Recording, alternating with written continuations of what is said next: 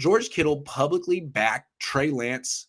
And I know it's like, it's typical teammate speak. Well, coming from George Kittle, it seems like it's the most he's ever said. Whenever he talked about Trey Lance in the past, it was always like, yeah, good for a rookie, good kid, like, talented. Now, I mean, what did he say? Like, it's one of the most, has the highest ceiling, one of the highest. And it's a tricky situation, right? Because right. Trey Lance technically wasn't his starting quarterback last year. And anytime he would have said like something, he would have been overly effusive in his praise of Trey Lance, then people would have looked at it as a shot at Jimmy Garoppolo. What do you say about Jimmy? Yeah, right, yeah, right. Exactly. Oh, you said these things that compliment Trey Lance. Does that mean you think Jimmy Garoppolo doesn't have these things? That's just what would have happened. I actually watched the full interview. I don't like. I do think that like now we can put to rest the Kittle doesn't like Trey Lance. Like, can we please put that to bed? Good. That's good. That's breaking news. Kittle seems to not dislike Trey Lance. Yeah, and he was. If you listen to the interview, he was also overly effusive in his praise of Garoppolo. This is just kind of what Kittle does. He just waxes poetically about his teammates. It's a good thing. I think it's a really, really nice thing to hear him say these things. I don't know if I don't know if I 100.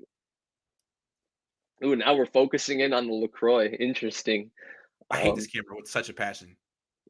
Anyway, I mean, Bay Area baller got you. You get what you pay for. Anyway, sorry about that. No, it just ruins the conversation every time. No, it's good. It's good because the thing is, I liked what he had to say overall. Like, it's always good to hear George Kittle say these things.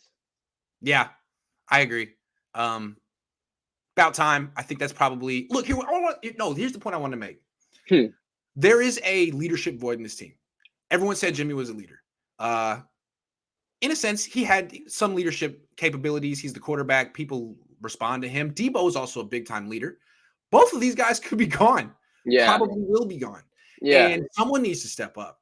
And you're seeing Kittle in his way sort of try. He said something nice about the quarterback this year. Yeah. Good. And I'm sure that was premeditated. Also, he put a little post out on Instagram with him and Brandon Ayuk. Definitely premeditated. Like, hey, we're all in it together.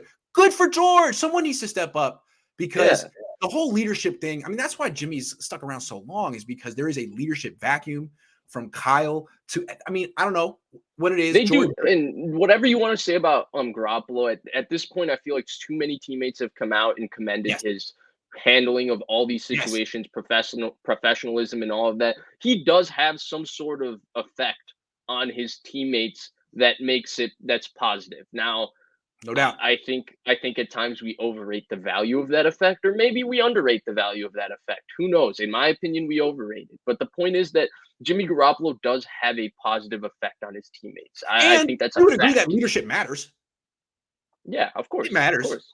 Yeah. And there's going to be a void with Debo and Jimmy. I mean, especially Debo leaving. Yeah, I think Debo is the biggest one, right? Because John Lynch talked about what I've been talking about on this show actually for a few months now.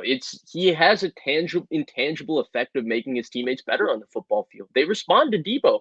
They respond to his energy. He inspires them.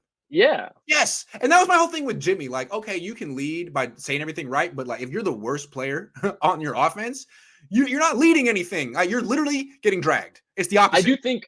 I think he inspires them in a different way, right? Yes. He inspires them to be professional in their business and handle their business the right way. And I think that's respectable, right? The guy that comes into work, does his job, never says anything bad about anybody. Like, you might not think he's the smartest guy. You might not think he's the best worker, but he's always got a smile. He greets you. You respect everything about how he handles and does his job. And I think that's he's the embodiment of the Bill Belichick Patriots. I mean, he does everything. He says everything the right way, like they would say. Yeah.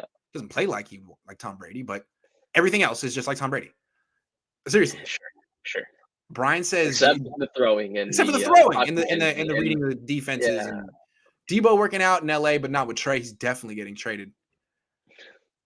Dude, I'm done. Can I be done following Debo Samuel's Instagram? It's so hard. It's like, I don't want to do it. The man can't even go to a club and enjoy his night. He's 26 and he's just trying to have a good night at a club.